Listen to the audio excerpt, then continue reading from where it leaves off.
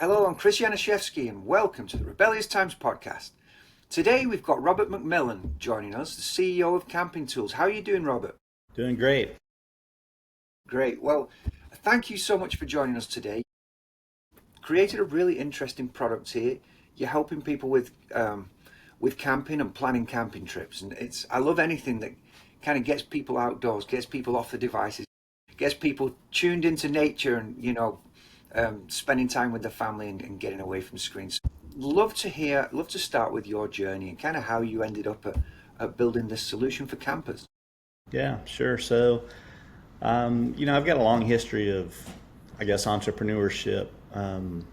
Used to ride my bike around and sell garden seeds and vegetable seeds when I was a kid, and just kind of that sense of adventure, getting out, meeting people, and it's been part of me since I can remember. And so then I roll it forward, and I come up, I get out of college, and it's kind of the budding of the internet. It's like we had a website when there were like 100,000 websites online, and .com comes out. So, naturally I go into a career with software and project management, and start my own consulting company, and we built enterprise systems for governments, nonprofits, and we're talking thousands of users, and across multiple geographic regions. So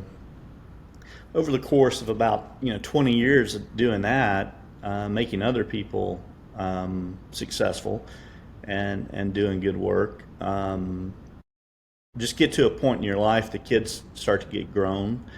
One was out in college, and one was approaching college, and sitting in my backyard and thinking about, well, what am I going to do with the next chapter of my life? So, and I had done a couple of startups attempts before, learned a lot. That's a way of saying that there was no successful cash out strategy, or the As event. with most startups, right? Yeah, it was a learning process.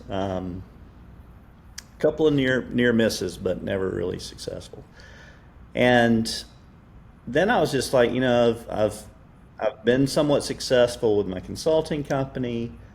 Want to do something fun, want to do something engaging, and you always hear when you ask for people for advice, you say, what should I do? And they're like, well, what are you passionate about?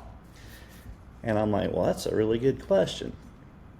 And then it just dawned on me that the passion is where your mind goes when you don't want to be doing what you're doing.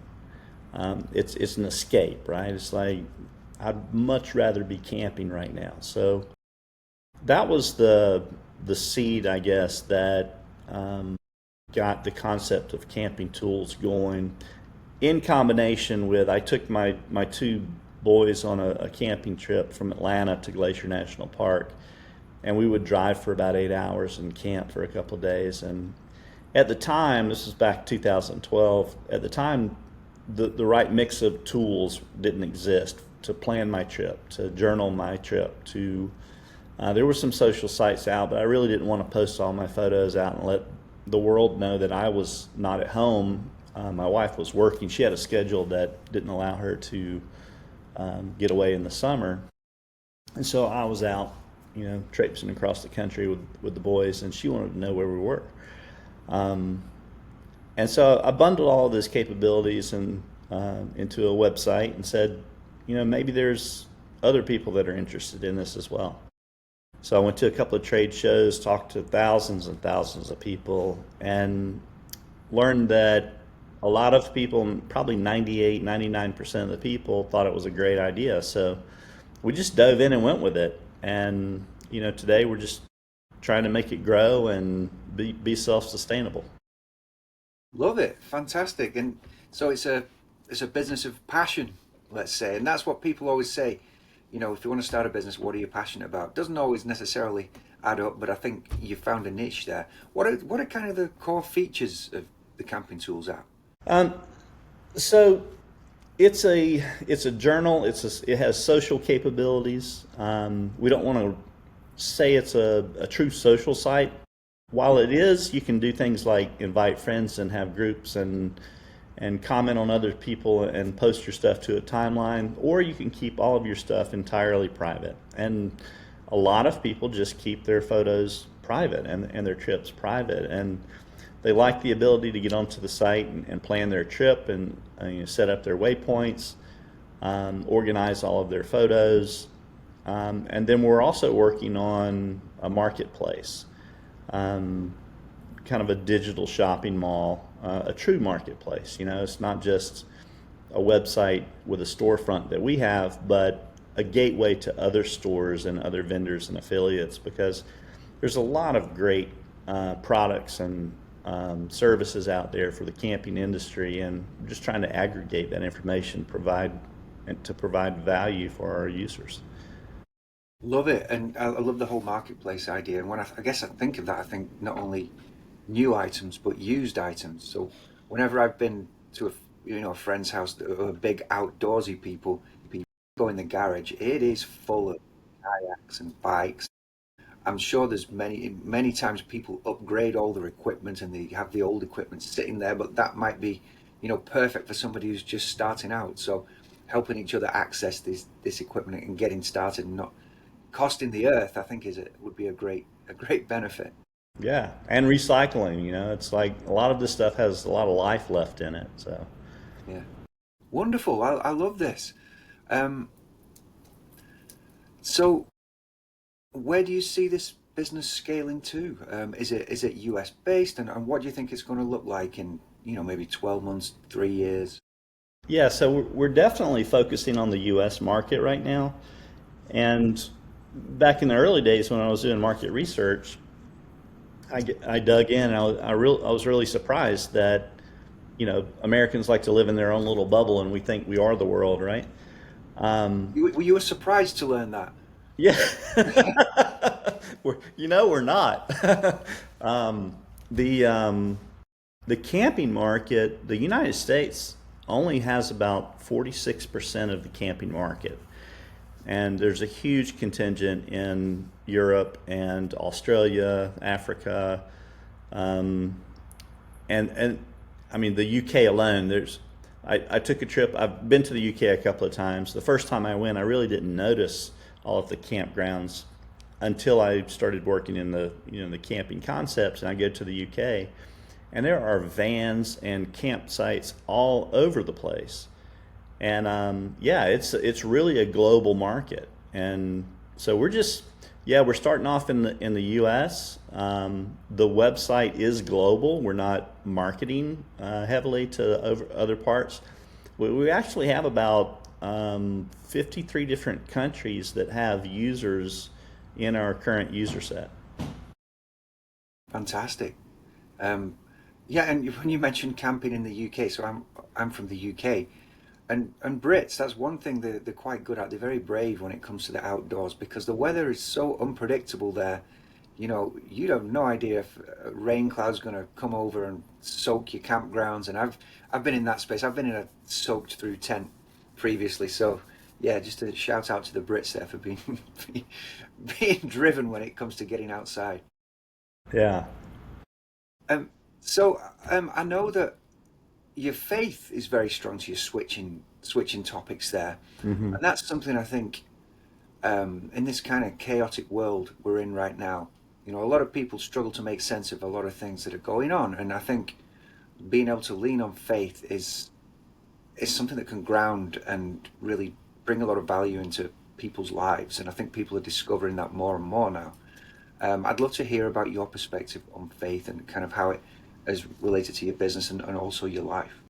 Yeah, sure. So, um, my absolute transition into a believer, I guess, was there were two main events in my life where faith took the stronghold. The first time, well, I grew up Christian. We went to church on Sundays. I would really consider that more doing church and not really understanding the depths and the benefits and the what it really means to be a good Christian. And when I was 17, I was doing something my father said don't do. I had a used pickup truck, and he said, don't take that truck to Florida. I said, okay. So he left town, and I took that truck to Florida. And a friend of mine went with me, and we were swapping up driving. And when he was driving, I was on the Florida Turnpike. The rear axle seized. Now, this was before seatbelts were mandatory in the U.S., and of course we didn't have our seatbelts on. We were only doing about 60 miles an hour, but the rear axle seized, and the truck spun out on the turnpike. And after it did a full 360, it started going off the road again, and the dirt, it started to slide across the dirt, and the dirt built up. And as it did, the truck rotated, and then I went to grab for the handhold. And as I did, my window was down. As I went to grab for it, the truck rotated out from under me, and I went halfway out the window. And then the truck started flipping. And as it flipped, it threw me in the air. And I was flying over the truck. The truck flipped 5 times. And I flew about 40 yards. And as I was in the air, I could see every blade of grass as it was going by. Wow. Because everything went bullet time, like the Matrix, super slow motion, right? And I closed my eyes, and in that instant, I knew I was dead. And I think I mentally said something to myself like, God, please take me, or whatever, you know? And I bounced off of the ground and landed in water. There's canals next to the turnpike, and I landed in water. And the first thing I thought was, you know, I stood up. I was about waist deep in water, and I stood up, and I said, I'm alive, you know. And then I said, there's alligators in this water. So I got out. I look up, and there's a small tree about 3 inches in diameter that the truck came to rest against. Had that tree not been there, it would have rolled over on me and pinned me underwater. So that was a moment that it became very clear to me that I am here because of someone or a reason. And at that point, when you are in a life and death situation, there's a tendency to take up religion pretty quick. And I won't say religion, because I believe religion and faith are 2 different things. Now roll that forward, and I had that mindset now, and I ended up getting a degree in physics. So I'm very science-based.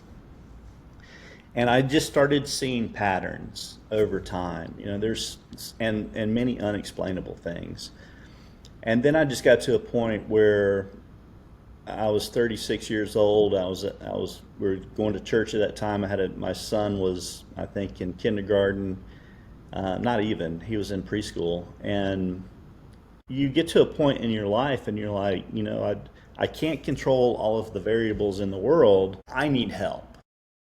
You know, so that is when the pastor said, follow me. The Lord cares more about you than he does the birds in the field, yet he provides for the birds every single day. He gives them food and shelter. And I said, that's it, I'm done. I surrender, and I walked down the aisle, and I gave my life to Christ. And ever since then, it's just been a learning experience for me to find out what that means as a Christian.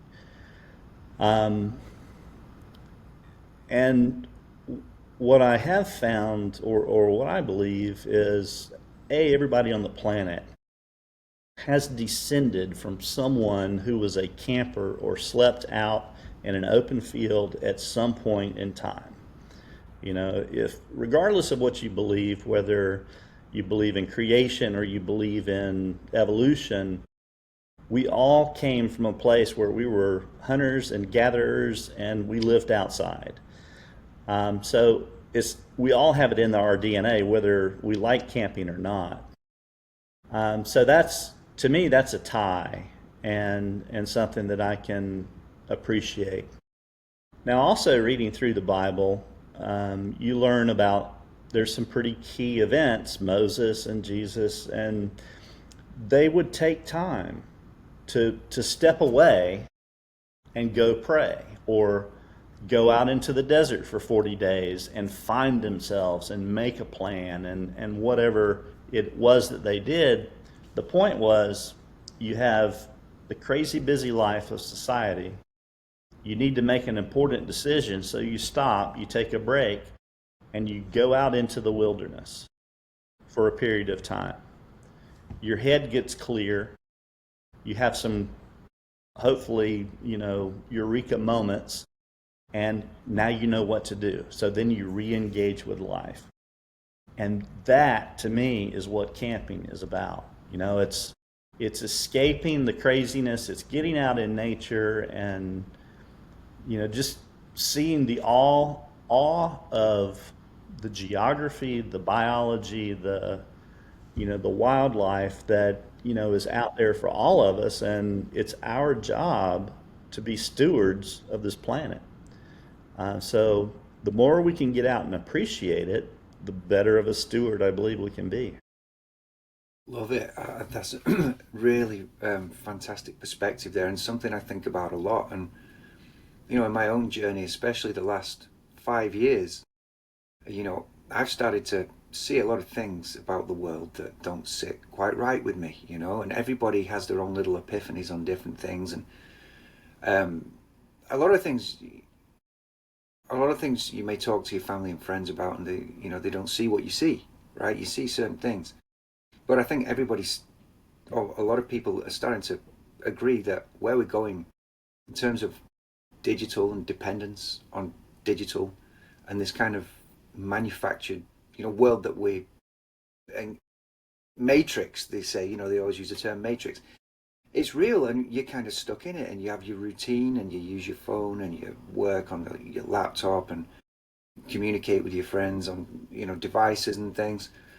And there are a lot of distractions in life. There's a lot of things to take your eye off what's really important. And so to actually get out into nature and reconnect with nature and realize that you're a person that, before all of this tech, or in the absence of all this tech, you're a human being first. And you've got this connection to God, and that's very real. And aside from all the things that are thrown at you from Hollywood and from politics and all this theater that we see, that's not real. That's not the important stuff, right? Right. It's the people, it's you, it's the people around you, it's nature, it's your connection to God. So I love that perspective. Yeah, and when I go camping, and particularly when I stay in RV parks and there's other campers around, some people, they think about it and like, oh, I don't want to go to an RV park. There, I don't know anybody. It could be sketchy, and it might be dangerous, and I have never been to an RV park and met. I mean, people are nice. People are friendly. It's fun to talk to them and learn new things and get to know a new neighbor. And it's a different reality, I think, than what some people expect when they think about what's the camping experience like. But it's it is a great sense of community. And the thing about the RV park is that that's one thing that everyone has in common. They love camping. Yeah, it's interesting for a Brit moving to the States. Like, if you go camping in England, obviously you take a tent, backpack, whatever, that sort of camping, yeah. But if you're to do the slightly more upmarket, I take what we call a caravan. That's generally hooked to the back of your trailer. It's one of these things that swings on the freeway, and you can have a good time. I went camping in Wales. Well, I went caravanning in Wales to my granddad's caravan when I was a kid in Anglesey. We had a great time there. But coming to the States, you see these RVs. They don't really have these RVs in Europe. These are amazing. Like a full bus that's kitted out. Like, it's absolutely incredible to a Brit to see that. And I don't have anywhere to put an RV, but maybe in the future when the kids get a little older, I think we'd have a lot of fun RVing. I don't know if it's I don't know how good it is in Texas where it's, super hot in the summer, but I'm sure you'll have a good time. But yeah, if you're in Texas, then I would highly recommend Big Bend. Big Bend is the darkest place in the United States, and so when it's a clear night out and you can see all of the stars and literally the Milky Way, the number of stars that you can see is just spectacular. Okay, get over to what is it, Big Bend, you said? Big Bend, yeah, it's Big Bend. kind of southwest Texas on the border of U.S. and Mexico. Love it. Love it. Back to your business. What is it that made you want to be an entrepreneur? What is it? Why didn't you just take a job and kind of live this simple, more predictable life? What is it that drove you to do this? It's the excitement. It's the creating something new. My entire career has been, creating solutions and creating systems where they didn't exist before. And it's that sense of solving complex problems. If you're an entrepreneur, you're wearing every hat in the book. And I mean, even like the first, and I really apologize for this, the first meeting that we were supposed to have, I completely missed it. And today, even I was 10 minutes late because as an entrepreneur, you have a plan, and then you wake up and the phone rings, and whatever plan you thought you had, it's now different. Yeah, yeah, it's out the window. So that's kind of exciting, and I explain it to friends, and there's a couple of guys that I mentor. I say, look, entrepreneur is like a roller coaster ride. Uh, you're going up and then it goes click, click, click, click, click, click, click, click, and then you have 30 seconds of sheer terror, and then there's highs, extremely high highs and extremely low lows, and it's all fast and crazy, and I don't think you really plan for your business to go like that, but it just happens to go like that because when you think things are working, you think, okay, now I can catch my breath, and then you get a contract or you get an opportunity that has a tight timeline. So everything goes out the window. You have to address the revenue, and do what it takes to get the job done. So Yeah, for me, it's exciting. exciting. It sure is exciting. And so maybe we can kind of close out with getting your perspective on the future of what you call private social networks and how you see that scaling. Yeah. So one of the key features or lack of features, I guess, with Camping.Tools is that we don't have any what I call manipulative algorithms. We're not setting up the feed and feeding you information that's going to take your time, that's going to trigger a dopamine release and put you into a doom scroll. But we do want to put information out there that's valuable to you to plan your trip and to have a good experience. And we also think that you may want to communicate with other people, but again, we're not manipulating that conversation through algorithms. And I think there's a trend toward that. There have been some very successful startups that are social based, but they're lifestyle oriented. Like Strava, an app that you can get on and do your thing and meet other people like you, but it's not what I would call traditional social. And we're not out. I don't think it's. I think the sites that manipulate and use you for your information, I think people are going to trend away from that. There's definitely a call from parents to limit that type of exposure to their kids. Florida created a law. If you're under 14, I guess you cannot create a social account without your parents' consent. We have to be better as a society to feed our children things that is encouraging and it strengthens them and adds value to their lives and doesn't exist to try to figure out how the social site can manipulate the person to for their own benefit. So I guess to sum it up, I would say, I see social sites evolving into a true value-based.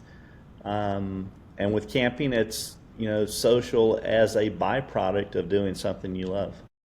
Yeah, I love that. As a parent, that's something my wife and I put a lot of thought into, how to manage the whole social media thing with our children. Our oldest boy, he's, if he gets an opportunity to get on the iPad, which he doesn't much, but yeah, you can see how engaged they become very, very quickly. So yeah, I really value the potential to steer children to a site that is niche and that is controlled and that is not kind of giving them dopamine hits, like you're saying, getting them in that terribly negative habit of doom scrolling, which I am very, very guilty of.